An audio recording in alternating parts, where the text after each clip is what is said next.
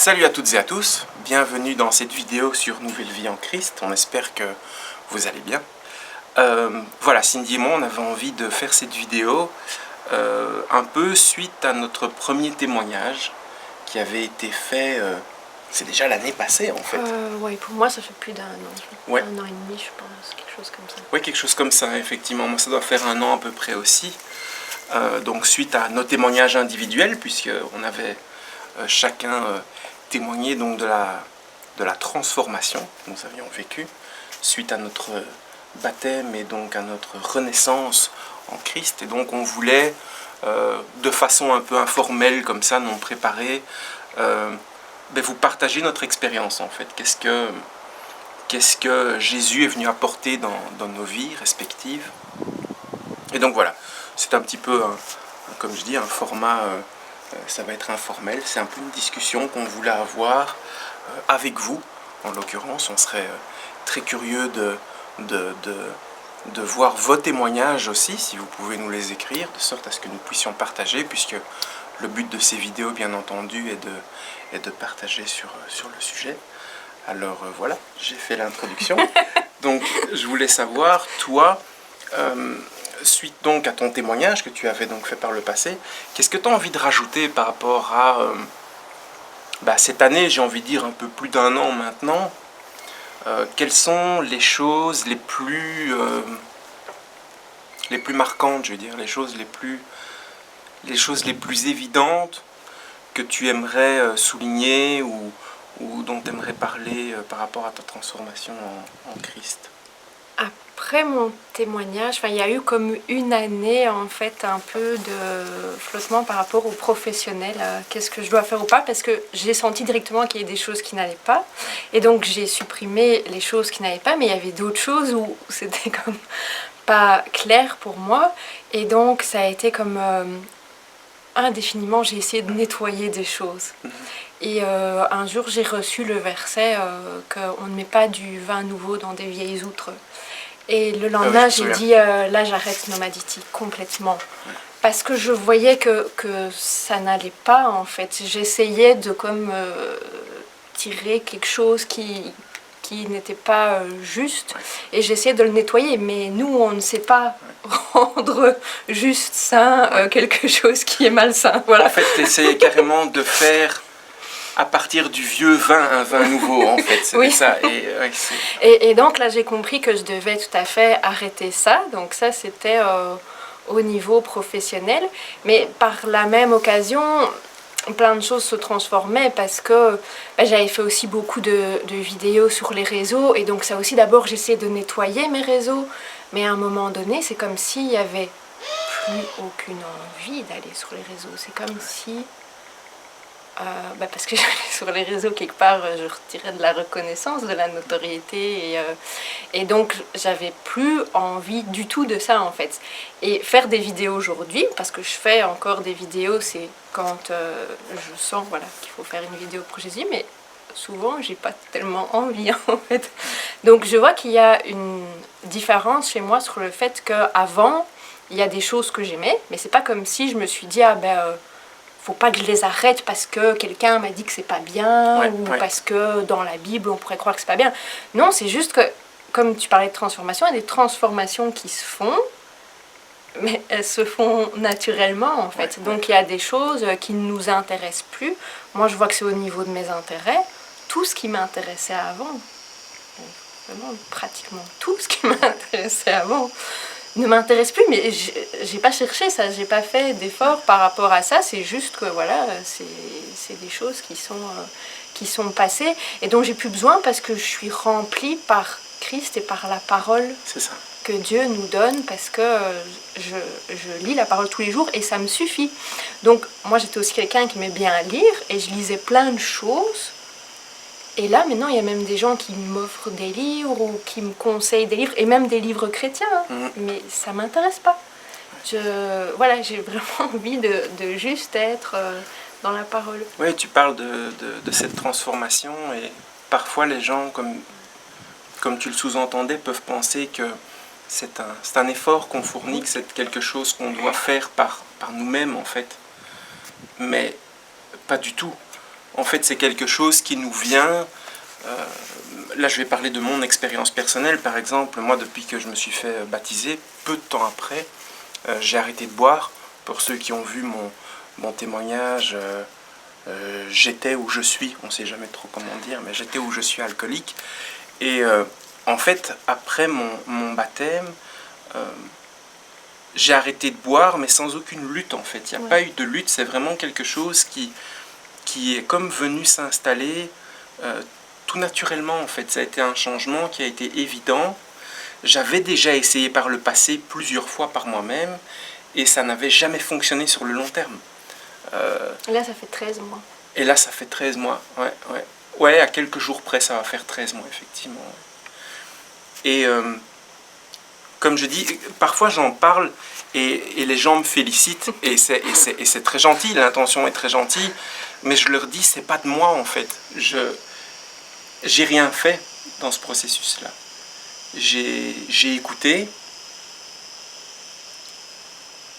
J'ai écouté en fait ce que je ressentais au travers de ce nouvel état d'être, en fait. Et est-ce que la boisson avait encore sa place? Non. Parce que comme tu disais, en fait, c'est comme si, une fois que tu vis en Christ, le Saint-Esprit vient prendre une place qui en fait pousse le reste en quelque sorte de façon assez naturelle vers l'extérieur. Te montre aussi, t'enlèves le voile devant les yeux qui t'empêche de voir que certaines choses sont pas bonnes pour toi. Ouais, tout à fait. Ouais. Oui, ou pas nécessairement pas que bonnes pour toi.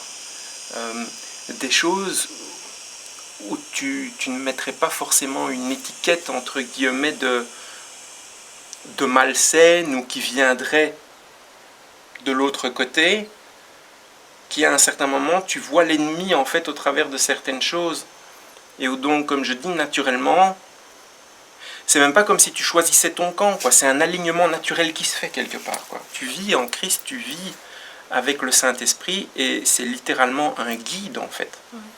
Quand on parle de berger dans la Bible, c'est littéralement ça en fait. On se rend compte qu'on est des brebis perdues et que si tu veux quelque part pouvoir vivre une vie normale de brebis, à savoir avec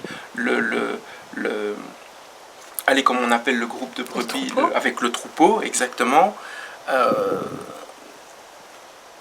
il faut que tu suives le berger, quoi, tu vois. Donc, c'est assez difficile à décrire parce que parfois on me demande aussi d'expliquer qu'est-ce qui opère ce changement et en fait, pour moi c'est un peu inexplicable. C'est un peu comme si tout d'un coup tu avais une nouvelle paire de lentilles qui venait se mettre au-dessus de tes yeux et tu attrapes comme un nouveau regard sur toute chose dans ta vie en fait. Oui. De façon complètement inexplicable, de façon très rationnelle avec des mots. C'est très compliqué. C'est un peu comme, j'ai un peu envie de dire, c'est comme être amoureux. Tu sais que tu l'es, mais comment tu expliques comment tu expliques ça, tu vois? Comment tu arrives à expliquer, si ce n'est quelque part te rapprocher d'une autre personne qui elle aussi est amoureuse et qui donc comprend l'état d'être amoureux, tu vois. Mais tu ne sais pas vraiment mettre de mots et expliquer ce que c'est exactement. Et donc ça change effectivement ça change le regard, ça change la perspective sur la vie, ça change tout. C'est pour ça qu'on appelle ça nouvelle naissance. Nouvelle naissance, c'est aussi une nouvelle façon de penser. Et la Bible parle de ça, d'une nouvelle façon de penser, en fait. Absolument, Et c'est quelque chose qui se fait automatiquement, parce que souvent il y a des gens qui ont l'impression qu'il faut faire des choses, il faut faire des actions. Enfin, hier, je faisais faire des efforts par soi-même, etc. Hier, je faisais une vidéo où je disais, en fait, il faut juste croire en Jésus. Donc croire qu'on a besoin d'un sauveur, mais ça demande par reconnaître que d'abord on n'y arrive pas par nous-mêmes et se repentir. Parce que le problème aujourd'hui c'est ça, et moi je vois que j'étais à fond enfermée là-dedans puisque je travaillais dans le développement personnel, c'était vraiment y arriver par soi-même. Et penser qu'en fait on est notre propre sauveur. Et je vois les gens qui sont dans ce milieu-là qui vont dire « Oui mais moi j'ai pas besoin d'un sauveur ». Mais en fait, tant qu'on reste enfermé comme ça, il n'y a pas de, de possibilité d'avoir une vraie transformation. Ouais, tout à fait. Parce que j'ai travaillé pendant des années dans le coaching, donc j'ai vu des gens qui avaient des petits changements. Mais toujours le naturel, il revient au galop. Et j'ai vu chez moi aussi que je pouvais opérer certains changements, mais pas une véritable transformation. Et pas une transformation au niveau du cœur. Donc nous, on peut faire des changements où on se force, où on s'oblige, où c'est difficile parce que c'est dans nos actions et où on entretient certaines pensées. Donc on peut changer nos pensées, mais à force d'efforts. Ouais. Alors que si on laisse faire Jésus-Christ, lui, il renouvelle nos pensées. On n'a pas d'effort à faire, en fait. Oui, tout à fait. Donc c'est ça vraiment la différence. Et on parlait justement de... On en avait déjà parlé, je me souviens, il y a un moment de ça. Et moi, je te disais que tout partait un petit peu de cet état d'humilité aussi, qu'il fallait avoir justement face à Dieu, face au Christ, et d'effectivement se rendre compte que sans lui, c'est impossible, en fait, de vraiment profondément changer et d'être sauvé, comme tu dis. Mais je crois que c'est lui qui nous donne cet état d'humilité. Complètement. Enfin, en tout cas... Mais il faut l'accepter. C'est ça que je voulais dire. Il faut arriver à... Je ne sais pas si on a le choix. Enfin, que si je pars de mon expérience à moi... Mais si tu as vraiment choisi de toute façon... Voilà, ça m'est tombé dessus, en fait. C'est vrai. Un soir que je sens qu'ils me disent voilà, de revenir à lui et que je devais me repentir et que je vais lire la Bible. Ouais, voilà, c'est comme... Ça m'est tombé dessus. C'est pas moi qui étais humble à l'avance. Pas non, bien évidemment que non. Je pensais être meilleure que tout le monde au niveau spirituel parce que j'avais des connaissances spirituelles et que donc, voilà, je pensais savoir plein de choses et qu'on n'allait pas pouvoir m'apprendre beaucoup plus à ce niveau-là. Donc, il y a comme une fausse humilité parce que quand on parle d'une certaine façon, qu'on accepte les autres, qu'on parle de façon bienveillante, les gens disent « Ah oui, mais toi t'es humble, ah oui, mais toi t'es bienveillant, toi t'es authentique », mais dans la réalité, non.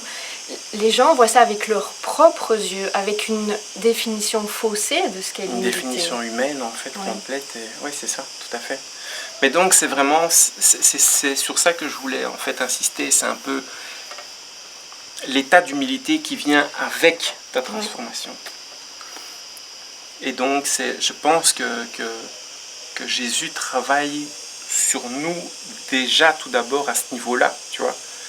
Et qu'à partir du moment où tu es dans cet état d'humilité, c'est là que tu arrives à abandonner ton état de toi-même et à dire, ben oui, en fait, j'ai besoin de toi parce que, effectivement, par moi-même, je ne peux pas. Et souvent, c'est ça la résistance qu'on peut avoir, c'est d'encore malgré tout se rattacher à cette idée humaine qu'il faut qu'on fasse les choses par nous-mêmes. Et donc, un peu cette... On en parlait la dernière fois et c'était assez intéressant. On discutait avec quelqu'un qui m'est très proche et qui disait oui, mais il faut quand même garder une certaine fierté personnelle. Et je trouvais ça intéressant parce que ça démontre bien un état d'esprit justement de la société d'aujourd'hui, comme tu disais, où il faut faire par soi-même, arriver à avoir cette fierté de nos accomplissements, de ce que nous faisons dans la vie. Mais en fait, une fois que tu es en Christ, tu te rends compte que rien n'est de toi en fait. Tout vient juste de par le cadeau de Dieu, de par le fait de ce que Dieu t'accorde. Et à ce moment-là, c'est un peu, comme je disais, cet état d'humilité qui s'impose, entre guillemets, à toi, ou qui en tout cas vient comme se poser sur toi comme un voile, tu vois, qui vient comme recouvrir tout le reste. Et donc ça change ta perspective sur la vie, mais totalement. Ça fait un peu partie de ces lentilles que je disais avoir, tu vois, et de changer de regard. Et ça, je pense que c'est une des perspectives que ça a amené dans ma vie aussi. J'avais aussi cette fierté, tu vois, de toujours penser ou savoir mieux ou d'être mieux informé, ou etc. etc. Et ça aussi, ça a énormément changé.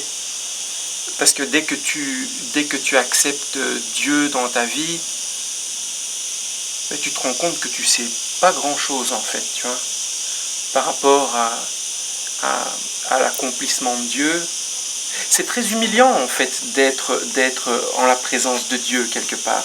C'est très, ouais, c'est le terme. C'est les gens humiliant souvent... dans un sens d'humilité, parce qu'on Oui, voit c'est souvent ça. humiliant Oui, comme c'est quelque ça. chose de péjoratif ou de Oui. négatif, mais en fait pas du tout. Hein. Si on regarde humiliant, ben, le mot est dedans, c'est ce qui impose l'humilité en fait. Mais tu vois. ça permet de se reposer aussi. Complètement. Ah Parce ouais, que, absolument, absolument.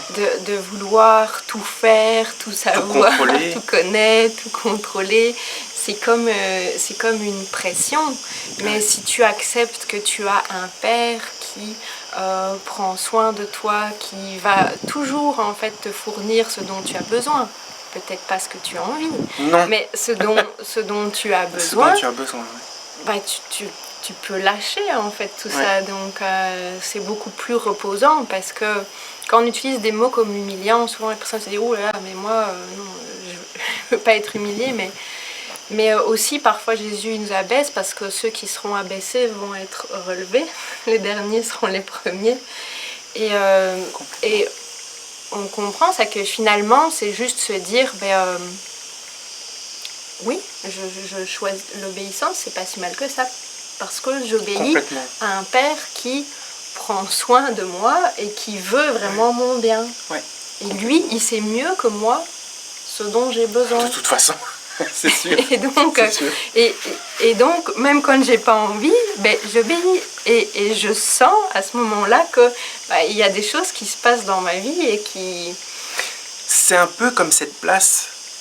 Excuse-moi, je te coupais peut-être. C'est un peu comme, tu sais, cette place où souvent les gens se rendent compte en grandissant, tiens, mes parents avaient raison, tu vois, de quand on est enfant ou ado, ou jeune adulte, et qu'on en fait un peu à notre tête, où tu sais, nos parents viennent nous conseiller, et puis plus tard, tu vois, dans la vie, avec une rétrospective, tu te dis, ah tiens, tu sais, mes parents, ils avaient raison en fait. Et c'est un peu comment dire, ce sentiment-là en fait qu'on peut avoir sur beaucoup de points qui nous amènent effectivement à la fin à se dire, ben oui, lui c'est Dieu, il sait d'office mieux que moi. Donc là, il n'y a même pas à s'interroger sur oui, peut-être, tu vois. Mais le sentiment, quand tu arrives en fait à te rendre compte que tu t'es trompé alors que quelque part en toi tu le savais et que Dieu, comme je disais, t'humilie face au fait que, tu vois, mes directives étaient les bonnes, ben à ce moment-là tu emboîtes encore plus facilement le pas en te disant, ben oui, en fait, il faut juste que j'écoute et les choses vont d'office s'aligner, puisque comme tu dis, c'est un père aimant et bienveillant, sans aucune déformation. Oui. Contrairement à nos parents qui, eux, ont peut-être leur propre objectif humain, personnel, à injecter dans nos vies. Notre Père Céleste est parfait. Lui, il est parfait, tu vois. Donc, quelque part, tout ce qu'il fait, c'est d'office te guider dans la bonne direction. Et donc, comme tu dis, il y a ce repos de pouvoir faire confiance au berger, comme je disais, qui lui t'emmène d'office dans le bon chemin. Et donc, je pense que c'est aussi plus une notion de confiance en Dieu, de développer cette confiance, pas par nous-mêmes, mais au travers de notre vie, de notre expérience. Il développe notre confiance de sorte à se rapprocher de plus en plus de lui, en fait. Oui, c'est ça. C'est aussi, parfois, il y en a qui pensent que faut comme faire des efforts pour avoir la foi, mais c'est aussi Dieu qui nous donne la foi. Bien sûr. Et c'est clair. En fait, il y a ce qu'on appelle les fruits de l'esprit. Donc, une fois qu'il y a la nouvelle naissance, il y a des choses qui se développent, et c'est pour ça que je parlais de véritable transformation. Il y a des choses qu'on voit se développer, mais sans qu'on fasse vraiment d'efforts. Carrément. C'est comme la douceur ou la patience. Parfois, si on veut travailler la patience par nous-mêmes, ben, ça ne fonctionne pas, ou ça fonctionne un temps. Mais si vous dites à Dieu, je veux travailler la patience, il faut faire attention à ça, parce que il va mettre comme plein de choses dans votre vie qui vont vous faire travailler la patience, mais Mais c'est lui qui, au fur et à mesure, va nous donner de plus en plus de patience. Et donc, dans les changements qu'on peut voir dans notre vie, chez toi, j'ai vu qu'il y avait beaucoup plus de douceur, que tu t'énerves moins vite, quoi, que tu ne rentres pas dans des colères pour rien, comme je avant. m'énerve quasiment plus, Voilà, en fait. c'est ça. Avant d'être en Christ, je me souviens, avant mon baptême, effectivement, je pouvais souvent rentrer dans des colères noires pour pas grand-chose, finalement, pour des choses complètement banales, quelque chose qui fonctionnait pas comme je voulais. C'était rarement entre nous, les colères. C'était plutôt des colères sur des choses du quotidien insignifiantes. Et je pouvais effectivement rentrer dans des colères noires et vraiment m'énerver. Et depuis, j'ai plus eu ça, en fait. C'est comme s'il y avait eu ce déclic. Et comme je dis, de façon complètement inexplicable. Oui, c'est ça. On voit, il y a des changements qui sont concrets, qu'on peut voir dans notre vie, mais qu'on n'a pas fait d'efforts ou qu'on n'a pas cherché. Non, parce que c'est pas moi qui savais me dire, tu sais, quand je rentrais dans ces colères noires, de me dire, oh, il faut pas que tu t'énerves, tu vois. Non, c'est la perspective avant même de pouvoir tomber en colère qui a changé, en fait. Donc c'est un peu comme si Dieu avait travaillé sur moi, ou cet accès à la colère avait été dévié, quoi, tu vois. Il avait dit non, mais ça, t'en as pas besoin. Hop. Il a nettoyé des choses, tu vois, vraiment, littéralement. La patience, t'en parlais, la douceur, comme je disais, l'acceptation aussi. Moi, je pense que ce qui m'a le plus appris, c'est l'acceptation de ses choix, comme je dis, et de suivre, en fait. Tu sais, le fait parce qu'aujourd'hui, pour ceux qui ne le savent pas, je suis malade, en fait. J'ai une maladie neurologique encore un petit peu indéterminée. On ne sait pas trop, enfin, on a des pistes, mais on ne sait pas trop. Et c'est le fait d'accepter les enseignements qu'il nous donne, en fait, et de se dire, moi, je ne sais pas où il veut m'emmener, mais j'accepte la route, j'accepte le chemin, quoi. Oui, et je pense que c'est important de dire que c'est pas parce qu'à un moment donné on accepte Jésus-Christ qu'on n'a plus de problèmes dans notre vie, parce que là on vous parle peut-être bon de choses positives, avoir plus de patience, clairement pas le cas, mais c'est pas pour ça qu'il n'y a plus de problème, parce qu'il y a un peu une croyance comme ça aussi parfois, que le chrétien il doit toujours être joyeux, qu'il doit toujours être en paix, que tout va bien dans sa vie, et puis il y a comme des fausses doctrines, hein, si t'es un vrai chrétien t'es pas malade, donc il faut quand même faire attention à ce genre de choses. Alors que personnellement j'en connais beaucoup qui sont dans des situations de maladie aussi. Je pense qu'une fois qu'on choisit Christ, il y a justement de plus en plus d'épreuves et de difficultés. Oui, et aussi par exemple... Mais on les prend pas de la même façon. Oui, exactement, parce qu'aussi par exemple, maintenant c'est la façon dont moi je prends les choses. Je dis pas que ça s'applique à qui que ce soit d'autre, mais moi le fait que je sois malade par exemple, je prends ça dans le sens que ça travaille à la transformation d'autres personnes autour de moi. Ou peut-être à des choses en toi aussi. Peut-être à des choses en moi. Mais je peux voir certaines choses aussi, tu vois. Et parfois non, j'en suis certain, Dieu se sert de nous, dont seul lui connaît, de sa gloire, dont seul lui connaît le pourquoi et le comment. Mais en fait, c'est peut-être pour ramener aussi d'autres personnes qu'il agit comme ça sur nous. Et donc les épreuves qu'il nous fait passer nous sert peut-être à nous, mais peut-être sert à d'autres personnes qui nous sont proches, de sorte à voir la transformation ou à quelque part opérer un rapprochement, tu sais. Et donc c'est pour ça qu'on dit que ces voies sont impénétrables. On ne connaît pas son plan, en fait. On ne connaît pas son plan. Il y a dans Job, à un certain moment, justement, il remet un peu, entre guillemets, je pense que c'est Job qui le remet à sa place, en lui demandant, étais-tu là lorsque j'ai créé l'univers, tu vois? Pour lui dire, en fait, je fais les choses mais t'es pas amené à comprendre pourquoi je fais ces choses, parce qu'il n'y a que moi qui sais pourquoi je le fais, tu vois. Mais que chaque chose qu'il fait a un but bien précis, tu vois. Donc c'est ça aussi, c'est comme je disais, c'est accepter le plan en fait.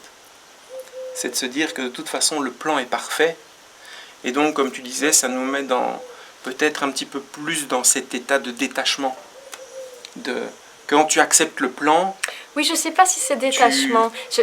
J'aime pas le mot parce que de aimes, nouveau, ouais. les mots acceptation et les mots détachement viennent se rattacher à des choses. Oui, je suis d'accord. New Age, un peu. Je suis d'accord. Mais je pense que tu vois ce que je veux dire. dire. Et être avec Jésus, c'est tout l'inverse du détachement. Pour moi. Ah oui.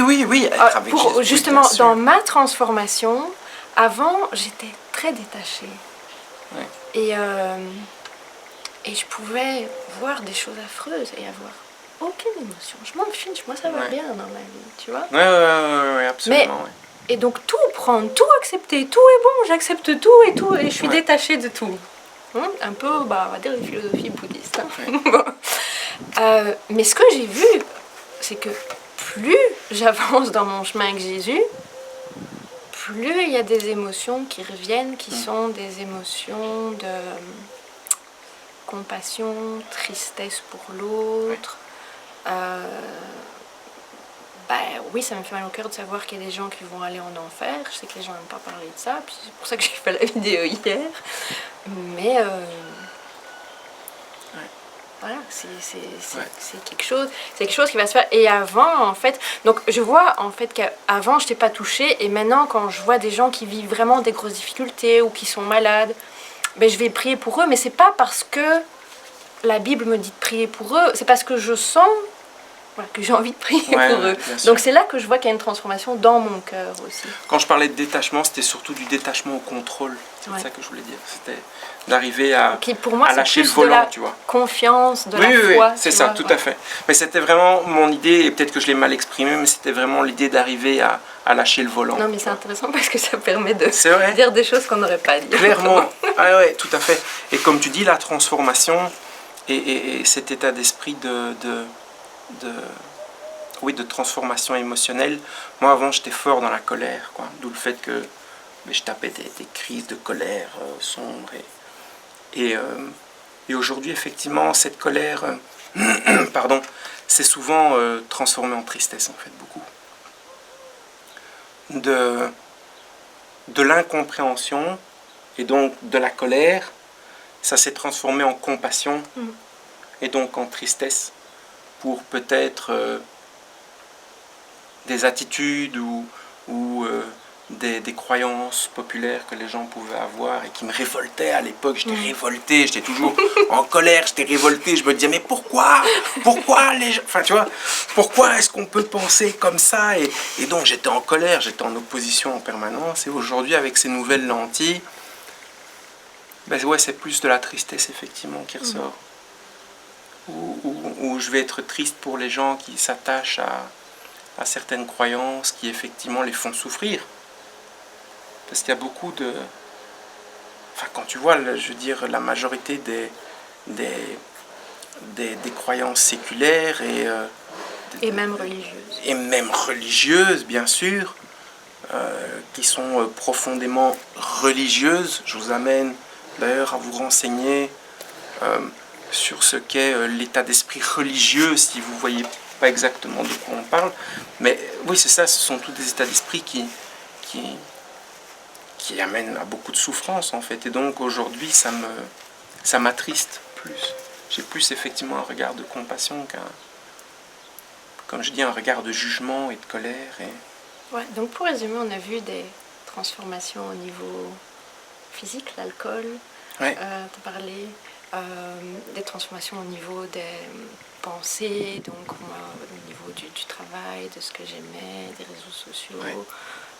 Toi aussi au niveau des pensées, puis au niveau des émotions, du cœur, puisqu'il y a moins de colère, plus d'amour, plus de compassion, plus de douceur, plus de patience. Totalement. Il y a d'autres choses auxquelles tu penses, que toi tu vois qui ont... qui sont venues ces derniers mois?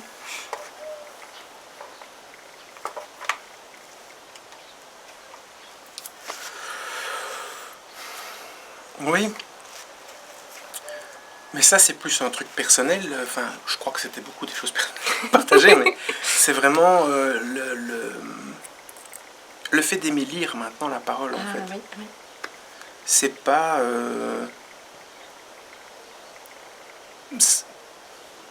c'est clairement pas quelque chose qui vient de moi, puisqu'à la base, j'aime pas lire. Donc, c'est... Enfin, non, correction. C'est pas que je n'aime pas lire. C'est que j'ai toujours eu pas mal de difficultés à lire. Dans le sens que j'ai pas... j'ai comme une mauvaise mémoire pour lire, en fait. Quand je lis, c'est comme si parfois je devais relire plusieurs fois la même phrase pour la comprendre. Et donc c'est fatigant, quoi. C'était un exercice assez fatigant. Que maintenant, j'ai plus ça, en fait. Et donc lire la parole est quelque chose qui me plaît beaucoup. Particulièrement Ça dépend, oui, certains prophètes quel livre, ou certains livres ou certains chapitres. Mais c'est quelque chose qui encore une fois est venu de nulle part, quoi. Qui aurait cru, comme je dis. Moi qui aime pas lire, tout d'un coup j'aime lire la Bible. C'est un peu, enfin, alors que ça reste quand même un ouvrage pas nécessairement facile à lire, surtout pour quelqu'un qui n'a pas l'habitude de lire. C'est une entreprise, je veux dire, lire la Bible. Tu vois, la première fois que je me suis dit, ok, je vais lire la parole, wow, quand tu vois le livre, il est quand même assez impressionnant. Et puis la façon d'être écrit aussi. Et en fait, c'est venu très naturellement, quoi. Oui. Et au plus je lis, oui, c'est ça que au plus ça me donne envie de le lire, en fait. Au plus ça me... Et au plus, on relit plusieurs fois les mêmes choses. En plus, ça fait plein de liens et de sens. Et au plus, on voit les choses concrètes pour notre vie. Parce que c'est pas l'idée, en fait, juste de lire pour lire. Mais aussi, ça nous apprend qui est Dieu. Et en fait, la Bible, c'est le mode d'emploi qu'il nous a donné pour une vie heureuse ici et pour pouvoir recevoir le cadeau de la vie éternelle. Enfin, on n'a pas besoin de lire la Bible pour ça, mais ça peut être une façon de comprendre comment on peut l'obtenir. Et au plus je la lis, et au plus j'apprends sur l'ouvrage aussi, qui est une collection de livres, de plein d'auteurs, etc., au plus on se rend compte que c'est pas écrit de la main de l'homme, en fait, c'est impossible, quoi. Et donc au plus cet élément-là se révèle, au plus ça donne encore plus envie, en fait, de le lire. Parce que quand j'entends la plupart des gens avec qui j'ai cette discussion et qui ne croient pas me souligne un petit peu l'absurdité, entre guillemets, de croire en un livre écrit par l'homme il y a... Et c'était ton argument aussi au départ. Au départ, c'était mon argument de crainte, effectivement, de me dire, mais comment est-ce qu'un ouvrage écrit par l'homme au travers du temps, etc., peut être aussi vrai? Et ma crainte de me dire, ça a été transformé par l'homme, ça a été pris dans les mains de l'homme, et donc, qu'est-ce qu'il y a mis qui sert à son intérêt finalement? C'était ça ma crainte, en fait. Et au fil du temps, on se rend compte que peu importe, en fait. Parce que la Bible se suffit à elle-même, parce que la base de toute façon que Dieu veut nous enseigner y est, quoi qu'on y fasse. Et on se rend compte que Dieu n'aurait jamais permis que la Bible soit suffisamment modifiée que pour transformer sa parole. Si on prend bien sûr la Bible la plus,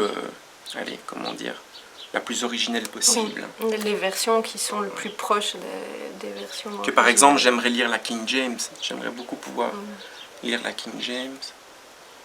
Donc, c'est un peu plus compliqué, évidemment, mais de ce qui se dit, c'est une des traductions, en tout cas, qui se rapproche le plus des versions originelles, quoi.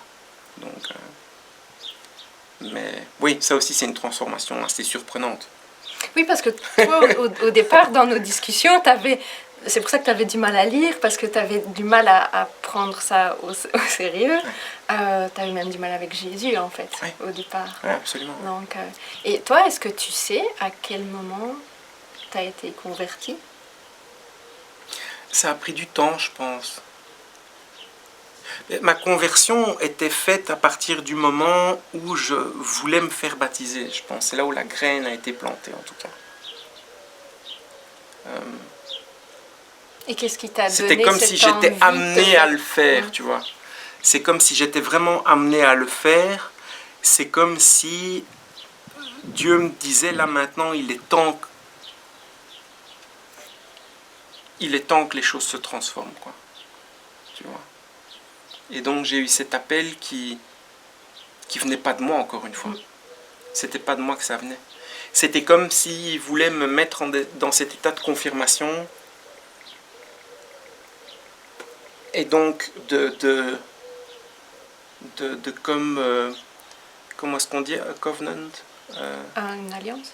oui, donc de créer cette alliance avec lui, quoi, tu vois. C'est comme s'il m'avait tendu cette alliance et que j'ai pas pu refuser, quoi. Ben oui, tu vois, j'y vais et voilà. Mais donc là, je crois que ça a été une graine parce que après, effectivement, ma relation avec Jésus a évolué au fil du temps. Ça a été quelque chose qui n'a pas été immédiat. Ça a été quelque chose qui s'est travaillé. Et je pense que c'est logique, en fait. C'est une relation, tu vois. Est-ce que du jour au lendemain, tu crées une relation intense avec quelqu'un? Ben non, je pense pas. Je pense que c'est une vraie relation, ça se construit, ça se crée. Tu apprends à connaître l'autre. Et l'autre se dévoile à toi au fur et à mesure. Et je crois que comme Dieu est bienveillant et respectueux, ben, il peut s'imposer à toi s'il le veut, tu vois. Il le peut, tu vois, de façon brutale, peut-être, mais si c'est pas nécessaire, je pense qu'il peut aussi opérer de façon plus douce et plus mais je pense qu'il fait, il connaît tous ses enfants. Il connaît ses enfants, il sait comment il va faire avec l'un et l'autre, bien sûr. Avec chacun, parce que il y a des personnes, peut-être elles vont entendre un témoignage, peut-être elles vont lire quelque chose, ou quelqu'un va leur parler, et ça va aller. Moi, il savait que j'étais tellement dans moi-même, dans mon cadre interne, que c'est lui qui est venu me chercher, parce que si un humain me parlait de lui, c'est sûr que j'allais pas l'écouter. Donc moi, il est venu me chercher, et la relation a été faite tout de suite, parce qu'il est venu me chercher, et il m'a dit, là... Ah oui, toi, ça a été... Là, tu te mets à genoux, tu pries, et après tu lis. Donc, ça a été fait directement, et j'ai continué la relation au fur et à mesure. Et elle a grandi, parce que entre le moment où j'ai eu ça, et après, je pense plus ou moins un an après, j'ai eu comme une autre vision qui était de voir Jésus assis sur son trône, très très grand, et moi très petite. Mais comme une petite fille, et ma main était comme ça parce qu'il tenait ma main, et c'était comme s'il disait, voilà, je suis là, je te tiens la main, je te protège, en fait. Et donc c'est comme au fur et à mesure, il nous donne différentes images et différentes choses qui viennent... Mais ils ne parlent pas à chacun de la même façon. Donc, il y en a, je pense, où on peut voir. Voilà, chez moi, la conversion, elle a été en un soir. Elle a été instantanée. Et il y a des gens où, effectivement, c'est comme un processus. Mais même si elle a été instantanée, parce que on a l'esprit à partir du moment où on se repent, et donc Dieu nous pardonne nos péchés. Mais après, il y a quand même eu un processus. Parce que j'ai vu la différence entre le moment où on s'est baptisé, où donc on a pris cet engagement public, et la première année. La première année, c'est comme l'expérience m'était arrivée, mais moi je n'osais même pas parler de Jésus autour de moi. Il y avait encore une résistance qui était là. Moi, c'était pas tellement par rapport à Jésus lui-même, c'était par rapport à son nom que c'était plus difficile. De me dire, Jésus, c'est un prénom qui a été traduit finalement, donc moi, c'était plus sur l'étymologie, entre guillemets, enfin, je sais pas si on peut tellement parler d'étymologie, mais en tout cas sur la signification du nom en français. Est-ce que c'était crédible, finalement, de le nommer comme ça et d'avoir une relation avec lui au travers de ce nom? Et c'était un petit peu ça, mon interrogation, en fait. Et au fil du temps, effectivement, je me suis rendu compte que peu importe, en fait, c'était pas important. Peu importe la langue dans laquelle tu le dis. C'était pas important, effectivement. Moi, je préfère utiliser Yeshua. Je préfère utiliser Yeshua HaMashiach, parce que je trouve que c'est plus originel, proche de la langue de Dieu aussi. Donc voilà, c'est une question de préférence, puisque Jésus-Christ, lui, est plus proche de l'origine grecque en fait, mais c'est pareil en fait, c'est pareil. Mais c'est juste que j'ai eu un petit temps d'adaptation et de recherche et de voilà quoi. Et donc, mais effectivement, ça travaillait à ce niveau-là très très fort. Parce que pour moi, Jésus était d'office le Fils de Dieu, tu vois. Était d'office Dieu vivant, était d'office Sauveur et Seigneur. Mais pour moi, et c'est ça qui est... je croyais en Jésus et je croyais qu'il était Fils de Dieu avant ma conversion. Ouais. Mais donc, ça, on peut croire en Jésus et avoir quand même... soit une fausse doctrine, soit ne pas avoir de repentance. Oui. Et donc, pas de repentance, le cœur est fermé et on n'est pas sauvé parce qu'il n'y a pas eu, la repentance encore. Donc, c'est pour ça qu'il a dû venir me rechercher parce que, bah, tu le sais, moi je regardais à chaque Noël des films de Jésus. Donc, je ne sais pas que je ne croyais pas en Jésus.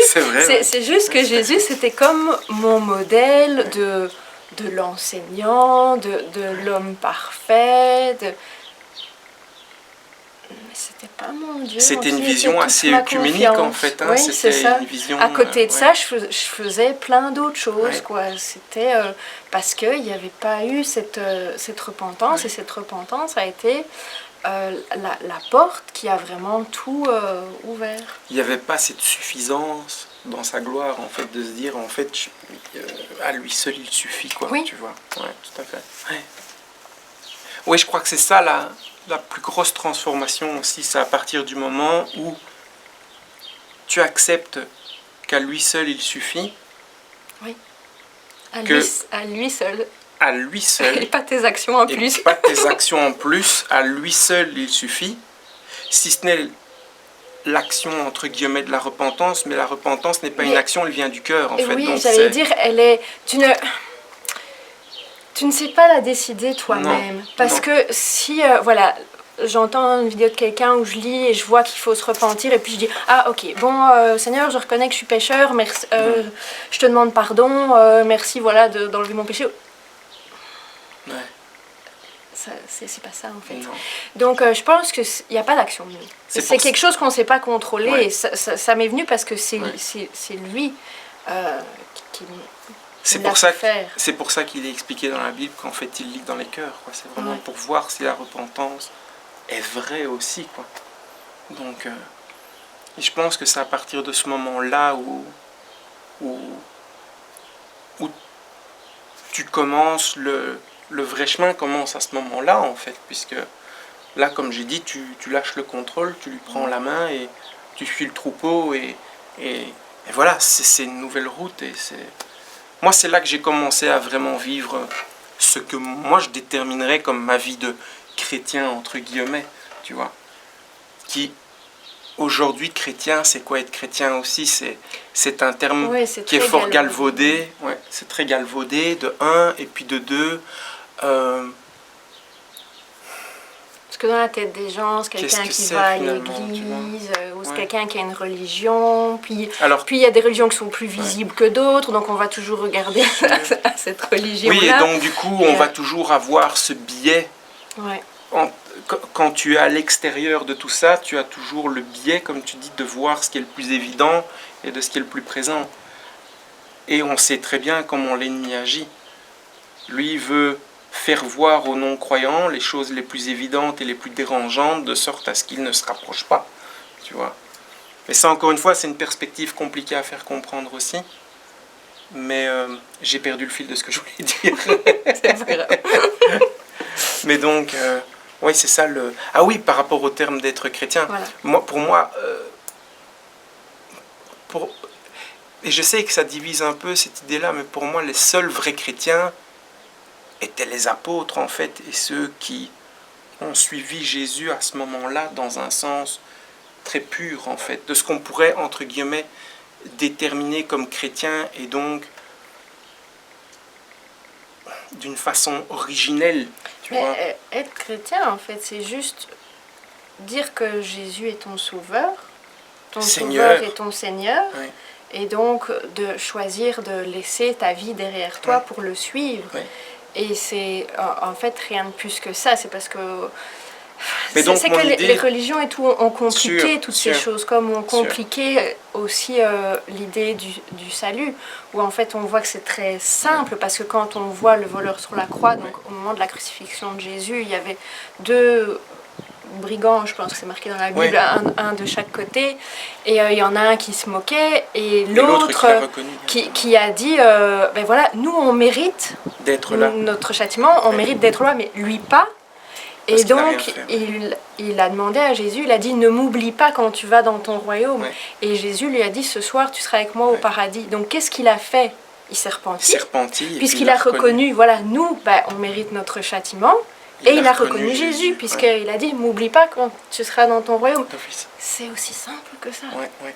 Et on veut se compliquer la tête C'est après. aussi simple, et en même temps, quand on voit, c'est pas nécessairement simple dans la vie quotidienne de tout le monde, parce que c'est pour ça, moi, ma vision sur le terme chrétien, qui abandonne complètement sa vie finalement pour le suivre aujourd'hui, tu vois.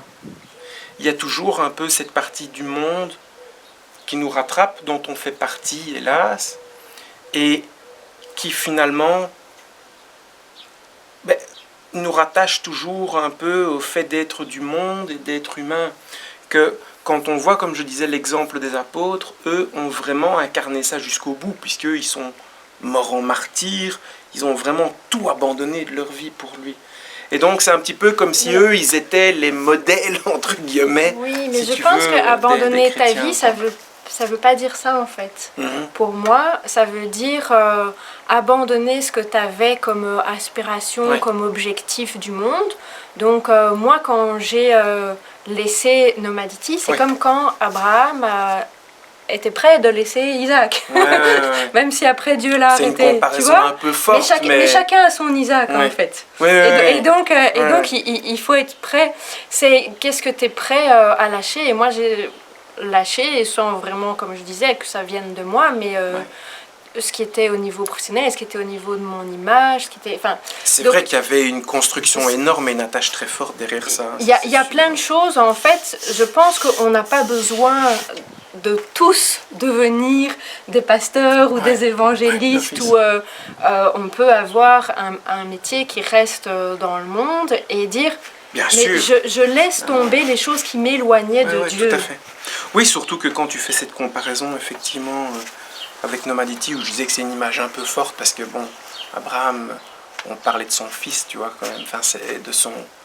Enfin, de ce qu'il considérait comme son fils légitime, en plus, avec Sarah, enfin, voilà, Mais effectivement, quand on voit les milliers d'heures, parce qu'on peut parler, à mon avis, de dizaines de milliers d'heures de travail, de se dire, ben voilà, je tourne la page là-dessus, c'est vrai que quand je remets ça en perspective, c'est très gros aussi, en fait, c'est effectivement... Je pense que chacun a ça, a des choses, voilà, qui l'empêchent d'être vraiment en relation avec Dieu.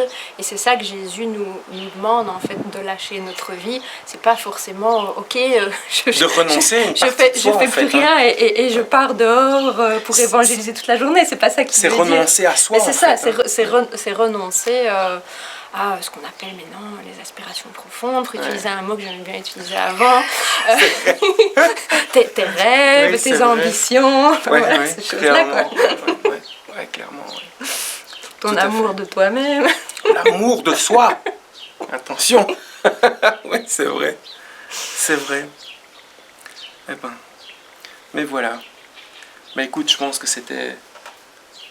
J'espère en tout cas que ça aura été une conversation intéressante. Probablement qu'on en refera plus tard. D'autres témoignages à deux ou seuls, chacun de notre côté. En tout cas, moi ça m'a fait fort plaisir de le faire. Je trouvais ça une conversation agréable. J'espère aussi que ça vous aura plu. Si quelque part ça a suscité certaines réflexions ou que ça a touché quelque chose en vous, ou que vous vous interrogez sur certaines choses, ben voilà, la zone des commentaires est faite pour ça et je suis sûr que tu seras très contente de les lire et de pouvoir y répondre. Parce que j'admets que c'est plus toi qui t'occupes beaucoup de la chaîne, etc. Je fais une apparition, mais... Allez, j'essaierai d'être un peu plus présent pour les prochaines. J'essaierai. Mais donc, voilà. Je sais pas si tu avais un petit mot de la fin. Non, juste qu'on va prier pour vous et puis que le Seigneur vous bénisse. Que Dieu vous bénisse abondamment. Merci en tout cas pour votre écoute et on se retrouvera pour une prochaine vidéo. À très bientôt.